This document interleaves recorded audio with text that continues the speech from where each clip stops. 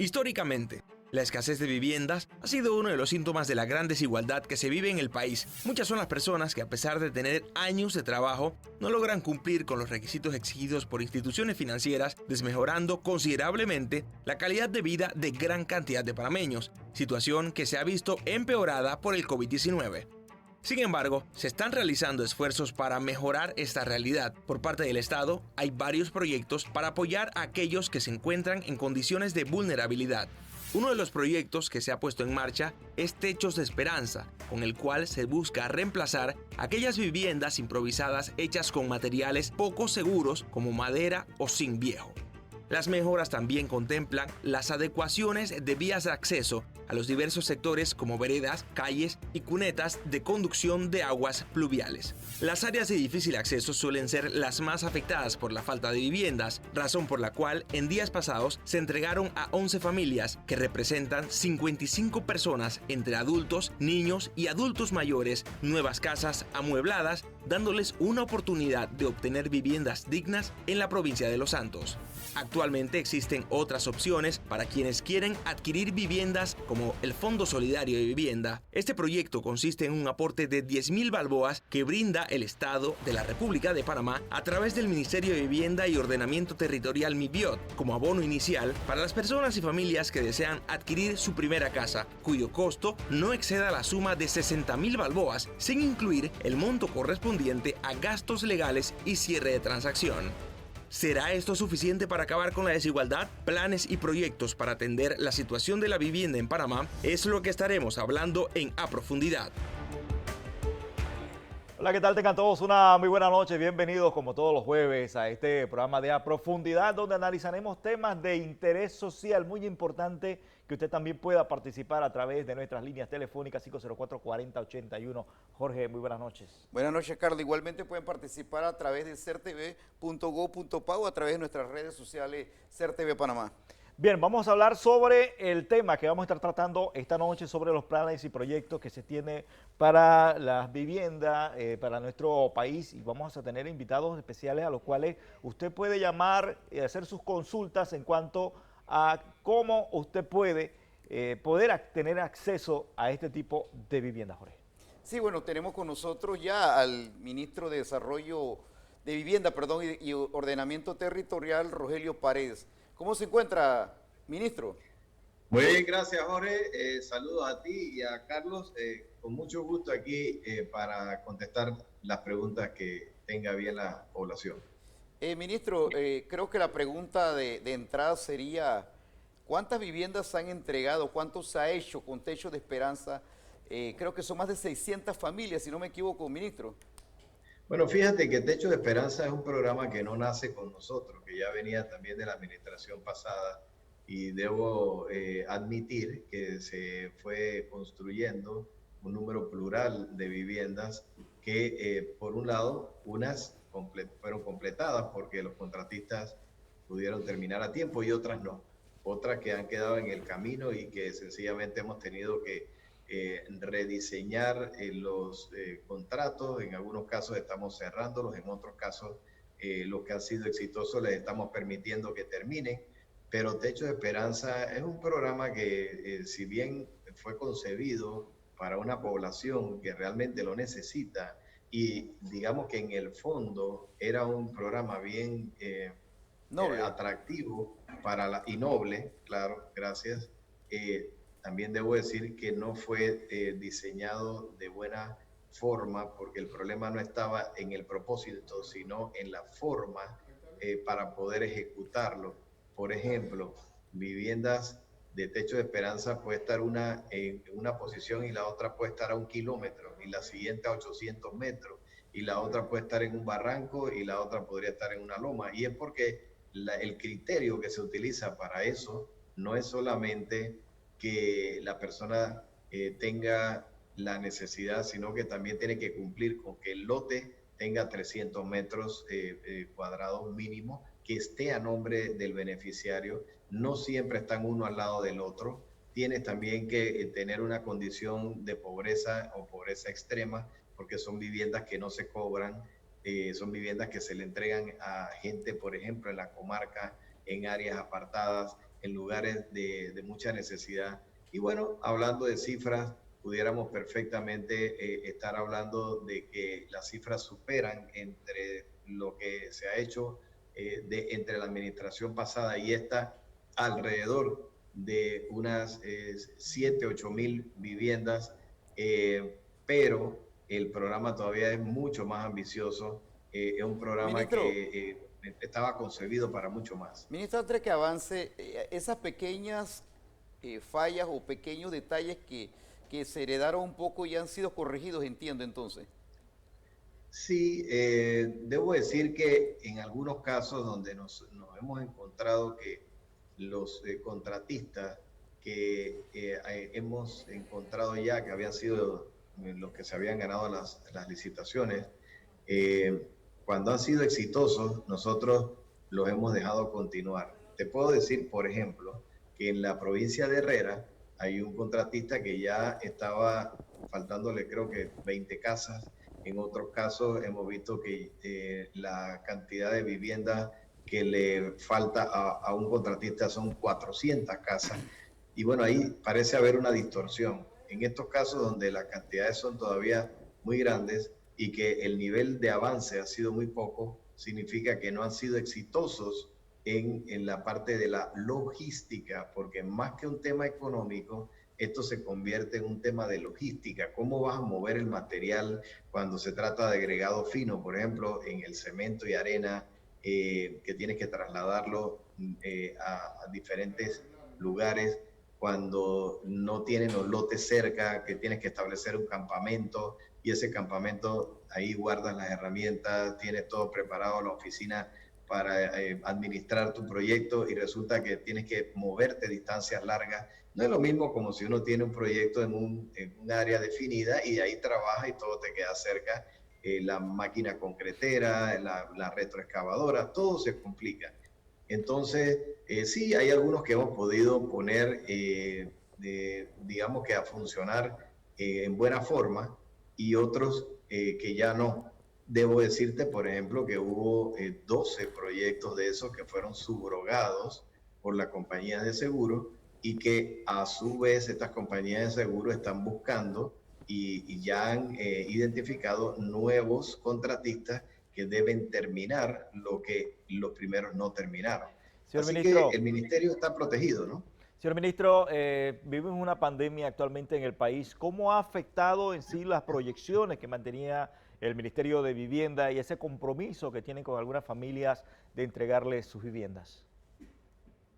Ha afectado mucho. La verdad es que nosotros veníamos con un buen nivel de producción y los primeros 2 meses del año fueron meses buenos, hasta febrero, como te digo. De marzo en adelante, la pandemia nos ha puesto en una pausa que para nadie es extraño lo que ha sucedido porque el mundo entero ha quedado de rodillas frente a un virus como este, que inclusive hasta el próximo lunes 7 de septiembre es cuando vamos a ver que se va a reactivar la construcción privada y ahí es donde se le pone entonces, digamos que se le da la autorización a los proyectos habitacionales como el de Techo de Esperanza, que era uno de los que estaba detenido.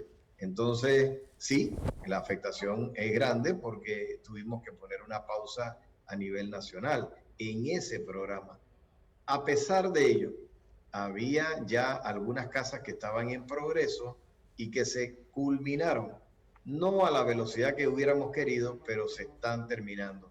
Fíjate tú, por ejemplo, que hay un proyecto que mañana debemos estar entregando en la provincia de Coclé, que es una urbanización completa. Este sí es un proyecto que está concebido en un solo lote con cerca de 150 o 160 viviendas. Ese proyecto lo va a entregar el presidente de la República el día de mañana, lo vamos a acompañar en eso.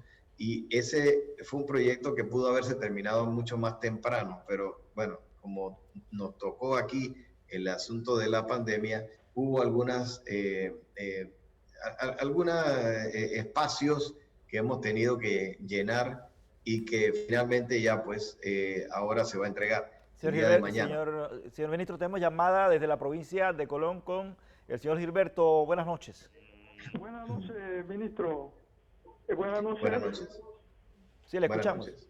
Sí, buenas noches. De Colón, ministro. Mire, ¿por qué en Colón no se construyen barriadas, a diferencia de la insistencia que hay con construir complejos habitacionales que van en contra de la cultura colonense? El colonense desea, después de tanta experiencia, vivir en cuartos. La mayor ambición es vivir en una casa. Hay capacidad económica por muchos de los colonenses que desean tener un mejor ambiente de vivienda. Sin embargo, vemos que a diferencia de otras provincias, se insiste en complejos habitacionales ya conocidos como proyectos sociales. Gracias. Muchas gracias a usted.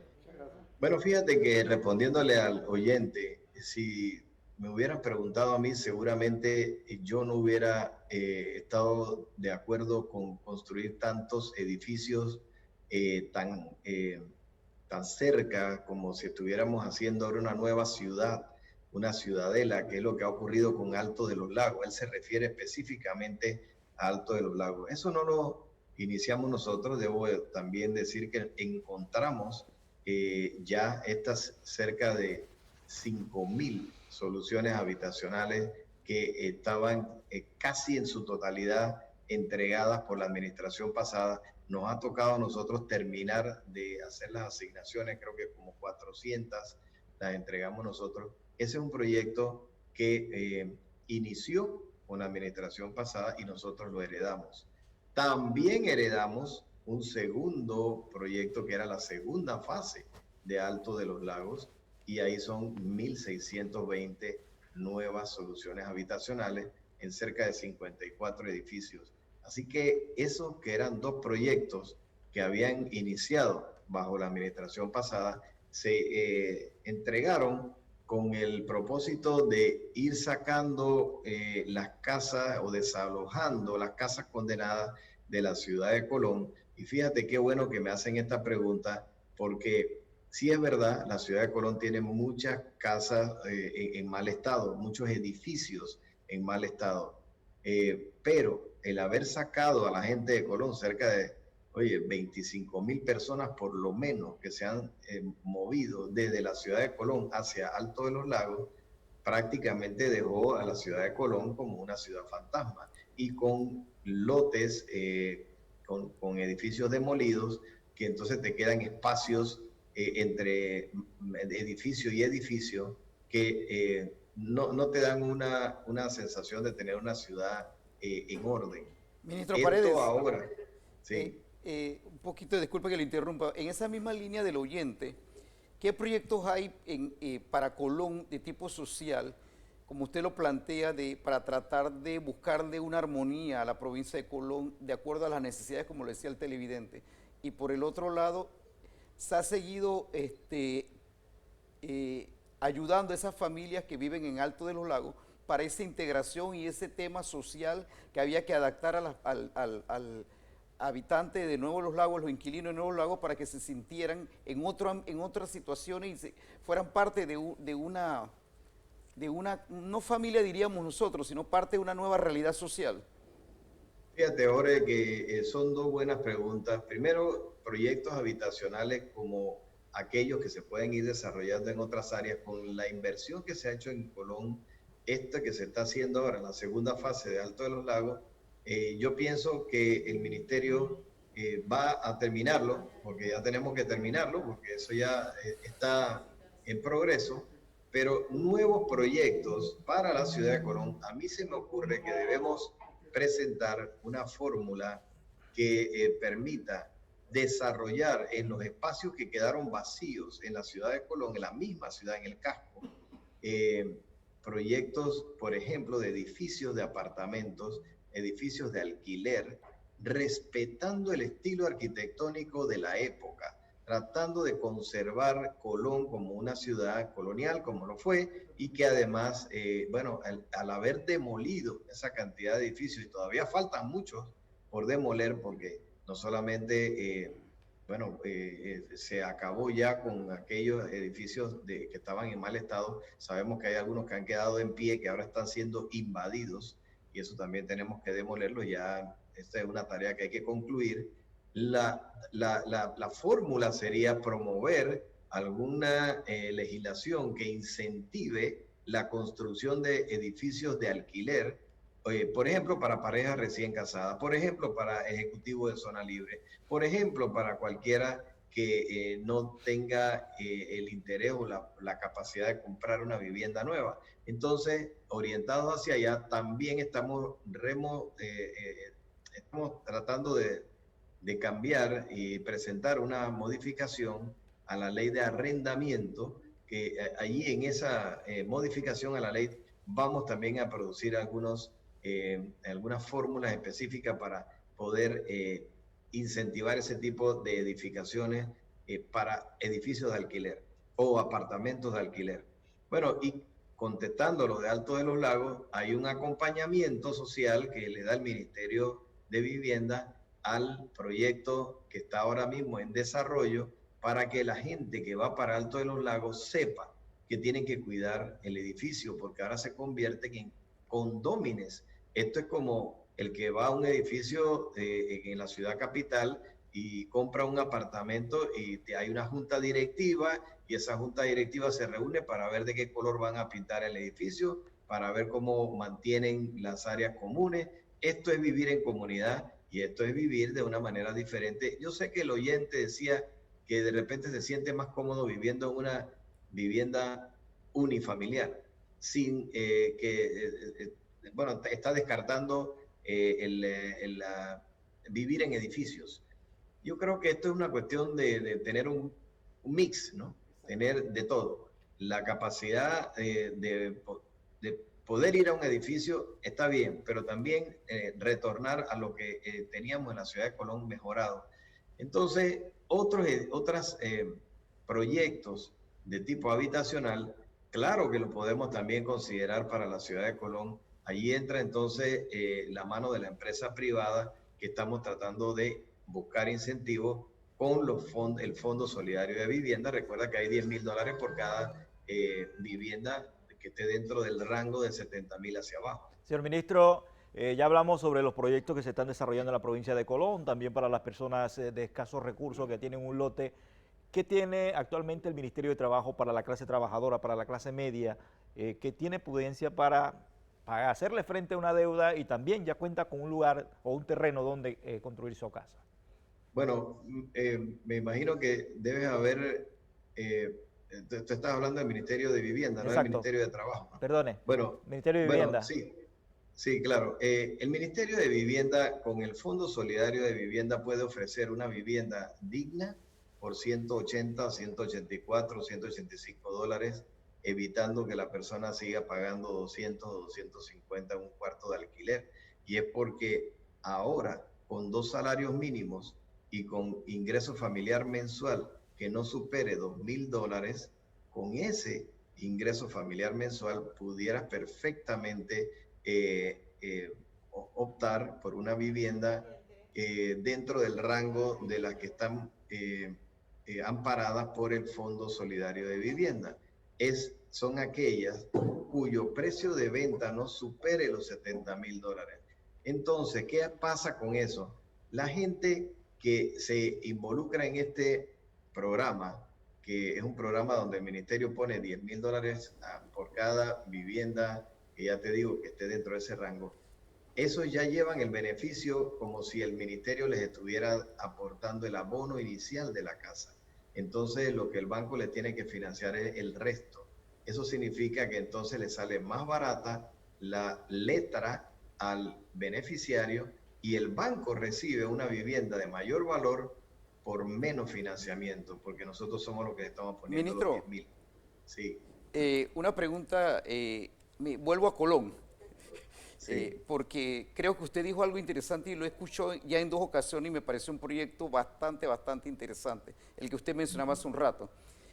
Hay población, usted lo mencionó, de la gente que trabaja, los ejecutivos, hay una población, ¿y cuál sería el costo de esas viviendas que usted ha pensado en lo personal? Porque eso lo escuchó 2 veces, incluso cuando recién se inauguró como ministro, de ese proyecto de crear habitaciones o crear lugares para que las personas vayan a hospedarse allí.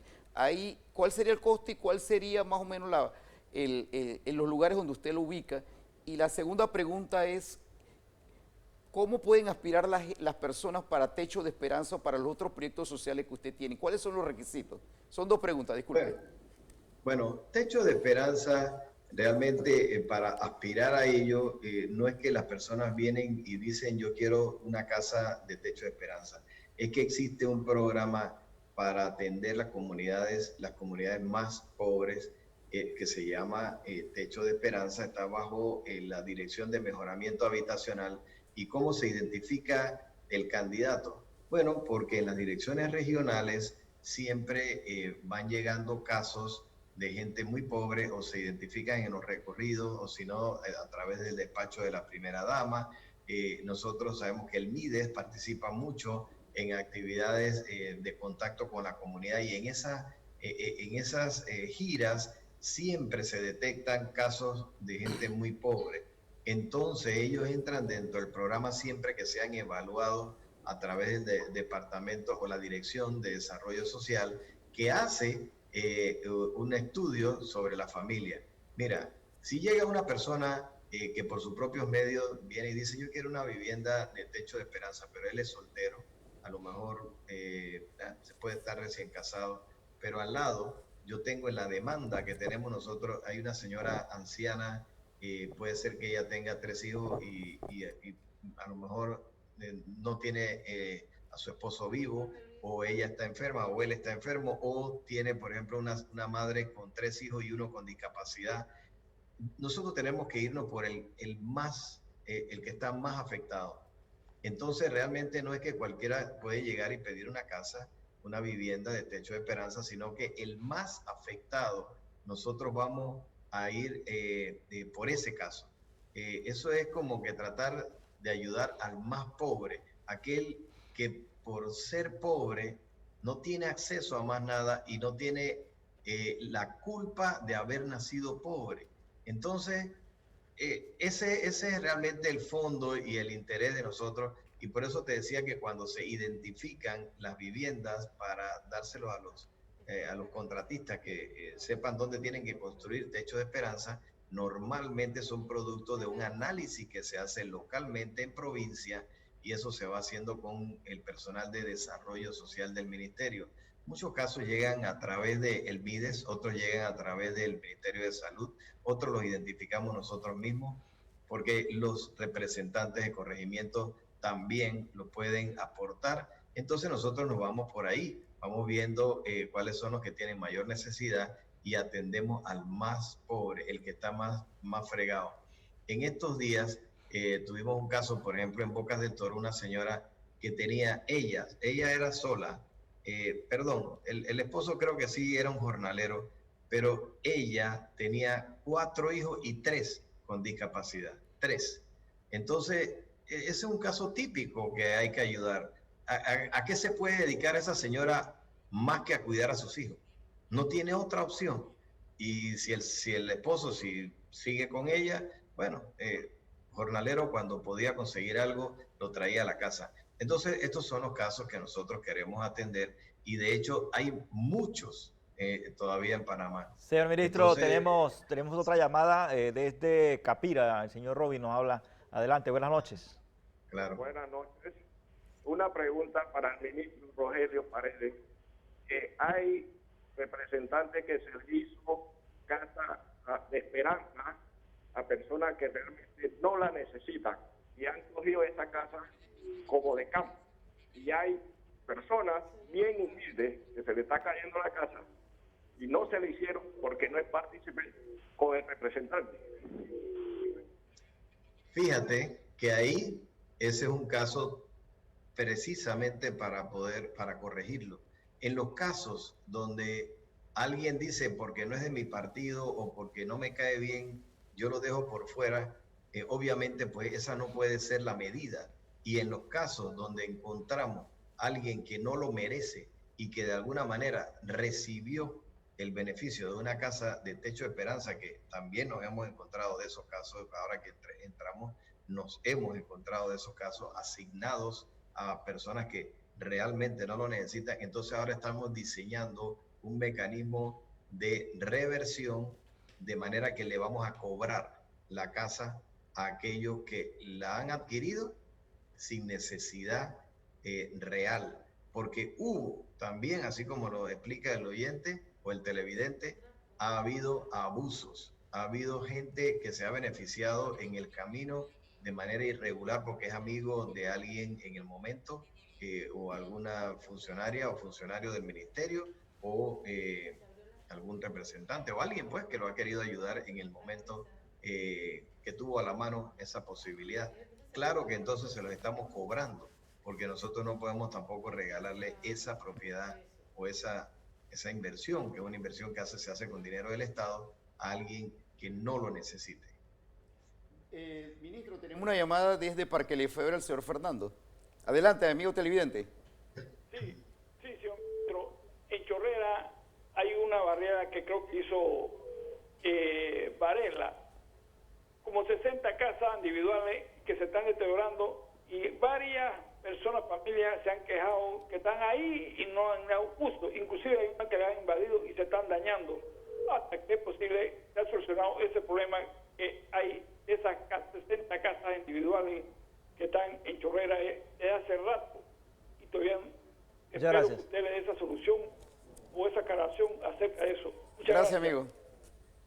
Bueno, mira, si se refiere a un programa de techo de esperanza inconcluso, en efecto yo acabo de mencionar que hay algunos contratistas del ministerio que se les entregaron cantidades grandes de casas, 1.000 casas, 1.500 casas en un momento dado. Esas fueron las licitaciones, por eso digo que fue una cuestión mal diseñada. Al entregarte a ti una licitación que te ganas 1.000 casas, lo que hace la persona es que normalmente subcontrata a otros pequeños para que entre todos puedan ir sacándolas. Y ahí viene el error, porque como te digo, una casa lejana, la otra está en la otra esquina, no te quedan cerca. Entonces se convierte en un tema de logística, fracasan y dejaban proyectos abandonados. Eso lo encontramos y también se pusieron las denuncias respectivas.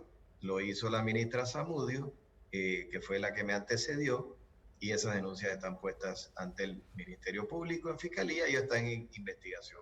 Claro, en los casos donde se ha demostrado que no era culpa, por ejemplo, del contratista porque no se le entregaron los lotes o no se identificaron dónde debían construir, entonces claro que ahí los retrasos no son atribuibles al contratista. Estas son las cosas que nosotros hemos estado poniendo en orden, pero si el señor se refiere a un proyecto de techos de esperanza inconcluso, puede ser uno de aquellos que hemos tenido que poner en pausa mientras que se busca un nuevo contratista. Ministro, una pregunta.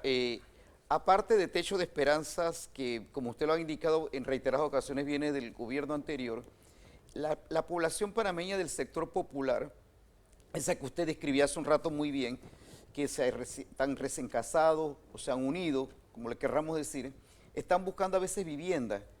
Sí. ¿Hay interés de parte más allá del gobierno de crear casas, de la empresa privada, de crear vivienda de interés social, ya que ha habido algún interés de crear viviendas de interés social y a qué precios? Fíjate, Jorge, que sí, la respuesta es sí. Yo de manera categórica te puedo decir que hay empresas. Hoy me reuní con un grupo, no quiero mencionar a nadie en especial, pero están funcionando, te voy a decir el área, están funcionando en Pacora.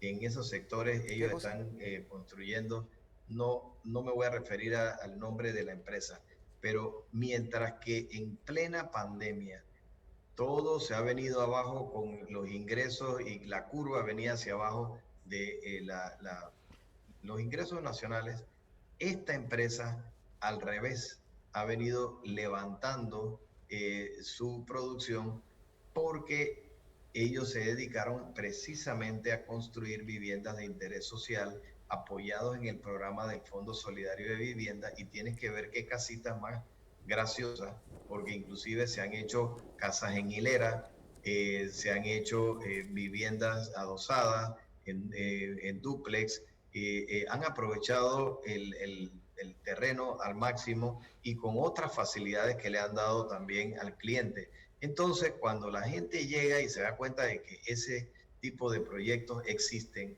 bueno, van vendiendo, me dice que están, en el último mes vendieron 23 y cada mes ha venido, la cifra ha venido subiendo.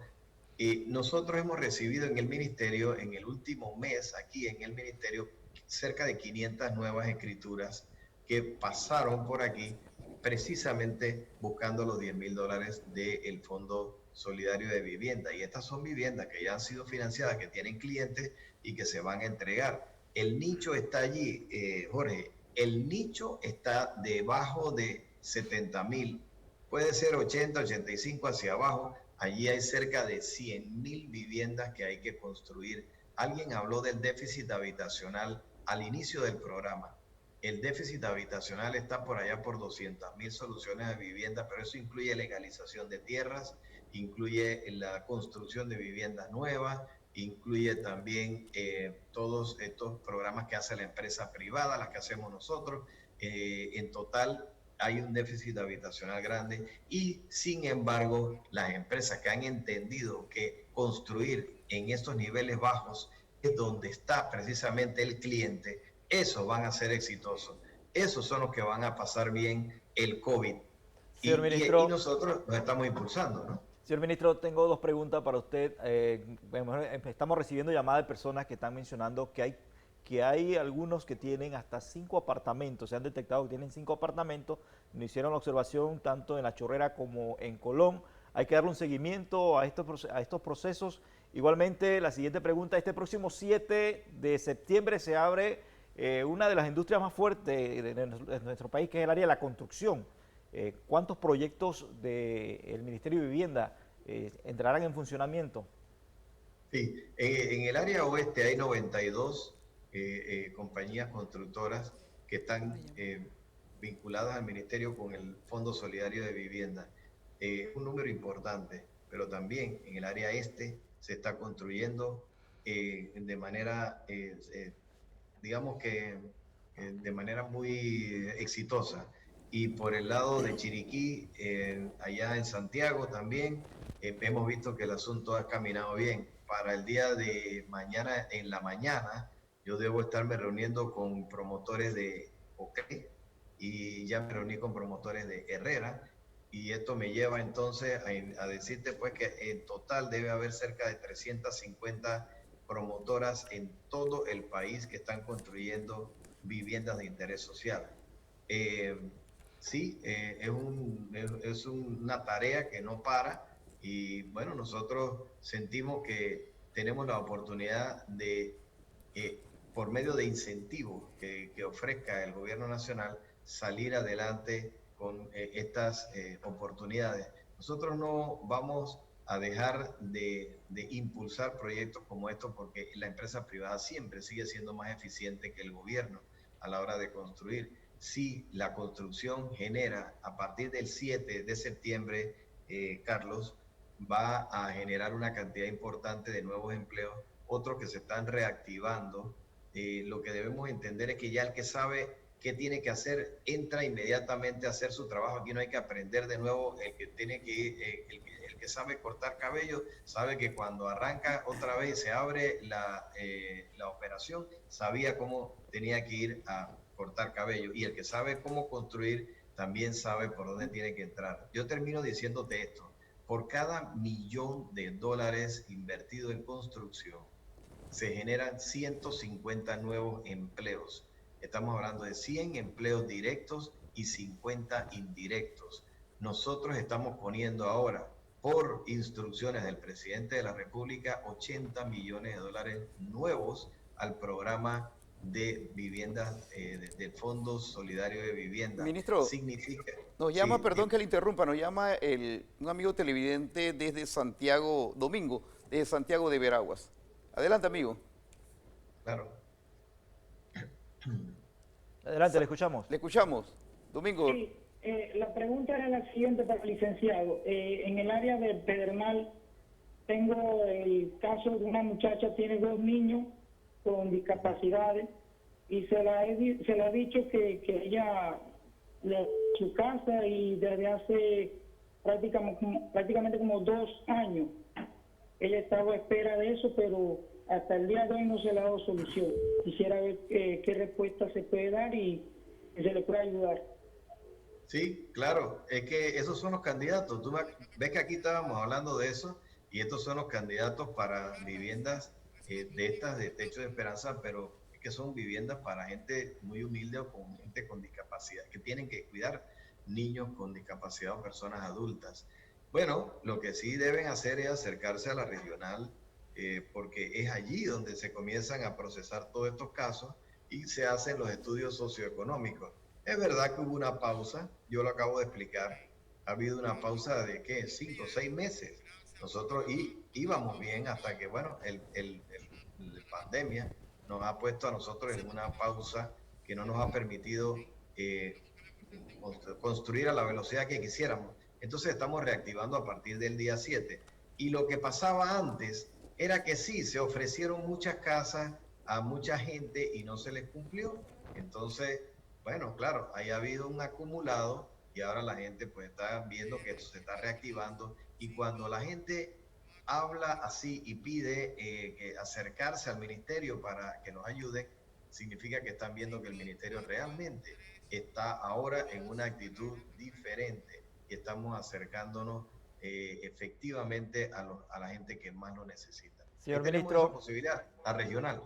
queremos agradecer la oportunidad de conversar con nosotros y de dar a conocer esos proyectos que lleva el Ministerio de Vivienda, y inmediatamente para solucionar problemas habitacionales de muchas personas pobres del país y también de la clase trabajadora que realmente requiere de un lugar, un techo donde estar con su familia. Muchas gracias, señor ministro. Gracias, Carlos. Es que termino diciendo esto, hay opciones para todos, ¿no? Para los que no tienen nada y para los que tienen algún salario, y efectivamente esperamos poder ir cumpliendo poco a poco a medida que nos lo permitan las circunstancias. Muchísimas gracias. Jorge, amigos televidentes, vamos a hacer una breve pausa. Al regresar también estaremos conversando con otra entidad que tiene que ver mucho con el tema de vivienda, porque es la encargada de entregar los títulos de propiedad. Con un título de propiedad en sus manos, ya usted puede acudir al Ministerio de Vivienda y de esta manera aplicar para algún proyecto habitacional, Jorge, y de esta manera mantener un hogar. Claro, vamos a la pausa, pero tenemos al director de la NATI, que es parte de lo que el ministro de Vivienda hablaba hace un rato, de la parte de mesura y legalización. Correcto. De los terrenos. Vamos a la pausa, regresamos en breve con más de A Profundidad. Pronto regresamos con A Profundidad.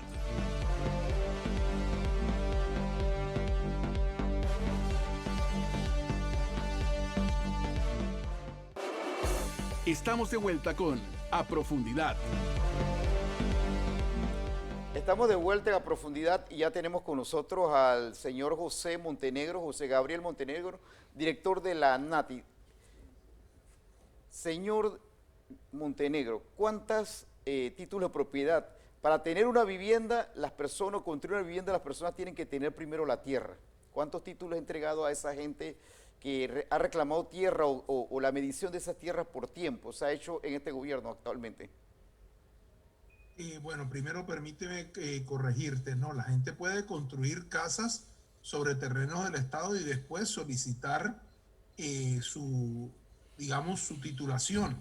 Ese es el caso, por ejemplo, de todas las parcelas de tierra de San Miguelito, de las que recientemente entregamos en Boca la Caja, donde ya las personas viven allí, han vivido por 50, 60 años y nunca tuvieron el título de propiedad.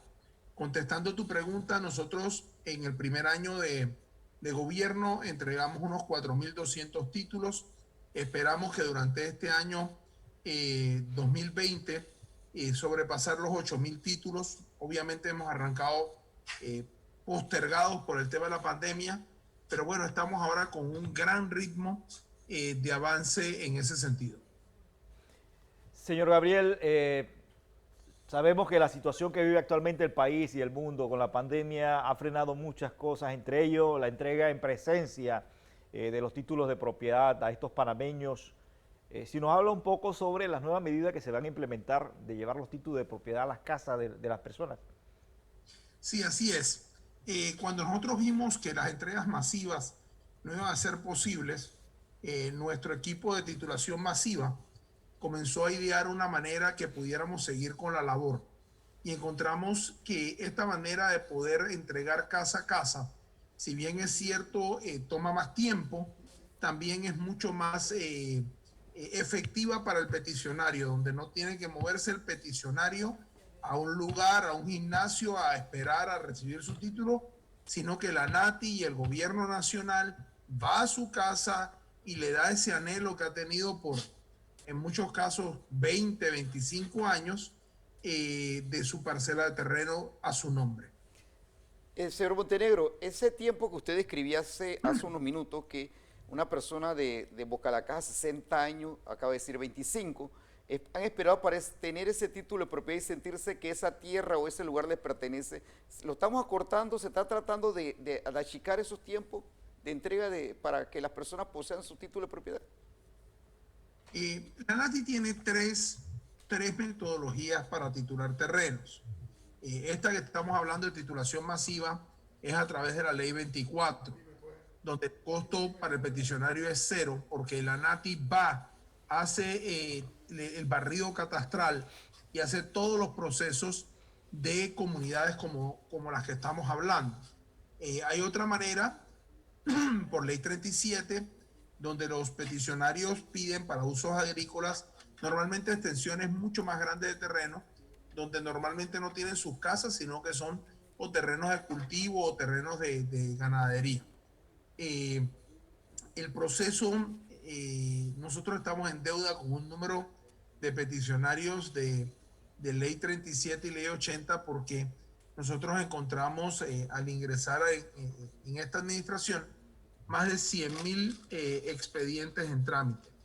Y estamos haciendo ingentes esfuerzos para poder titular un número mucho mayor de gente que vengan de nuevos peticionarios.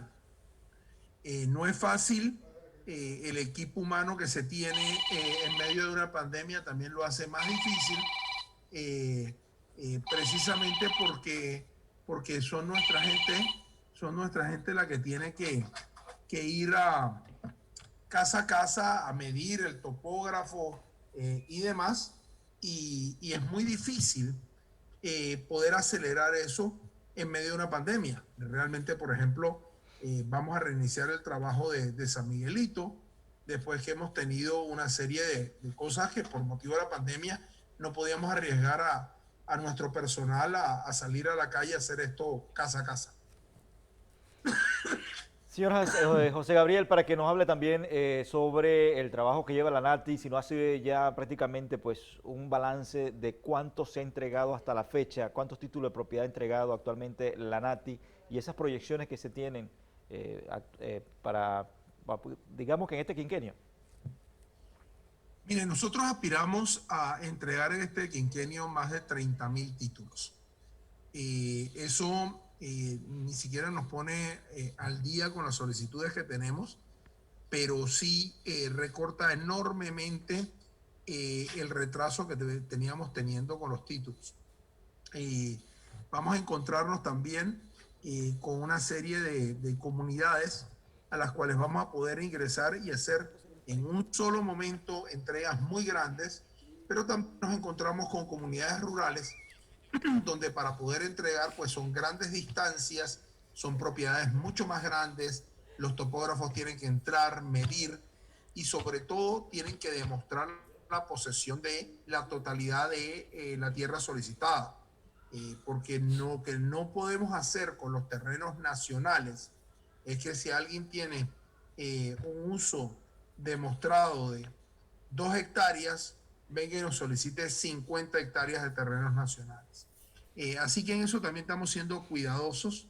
Evidentemente, la misión que nos ha dado el presidente no solo es de preservar el activo nacional de las tierras, sino darle a estas personas necesitadas ese título de propiedad para que de esa manera ellos puedan ingresar al sistema económico nacional y lograr ser sujetos de crédito. Eso es todavía mucho más importante ahora, durante la pandemia y después de la pandemia, porque van a pasar a ser personas que van a poder iniciar nuevos negocios y generar ingresos y crecimiento económico al país.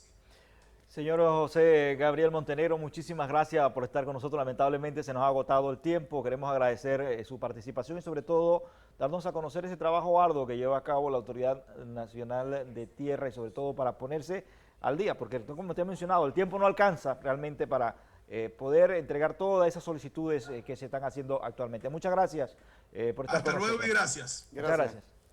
Bien, Jorge y amigos televidentes, realmente pues el tema del día de hoy va directamente a esas personas que quieren crear un hogar, que quieren crear un futuro y tienen estas facilidades. Claro, por eso al inicio cuando le hablaba al señor José Gabriel Montenegro del tema de que todo el mundo desea un pedazo de tierra, no hablaba de la legalización, sino que el ser humano por naturaleza, desde que surgió y comenzó a moverse en nuestro planeta, busca un lugar donde asentarse. Del tipo nómada pasó a querer estar en un lugar y cobijarse en un lugar. Entonces, es un poco de lo que le trata de decir, el ser humano, su naturaleza pide tener una tierra y donde poseerla. Y algo que me ha gustado, por lo menos que he escuchado en los últimos años, es que hemos pasado, Carlos, yo no sé si recuerdas ese poema de nuestro gran insigne Demetrio Corsi, cuarto de la gente pobre donde no entra el sol. Porque lamentablemente esa era la manera en que vivía la gente pobre, popular. Vivía en lugares donde las casas eran tan pequeñas, los cuartos eran tan pequeños que pues el sol, como él decía, era hasta aristocrático, entraba Así es. de milagro. Así es, Jorge, y sobre todo tratando de buscar una mayor facilidad de vida, una mejor seguridad donde mantener a su familia. Jorge, amigos televidentes, un gusto de estar esta noche con ustedes y sobre todo invitarlo para que el próximo jueves usted esté en otro de nuestros programas de A Profundidad. Buenas noches.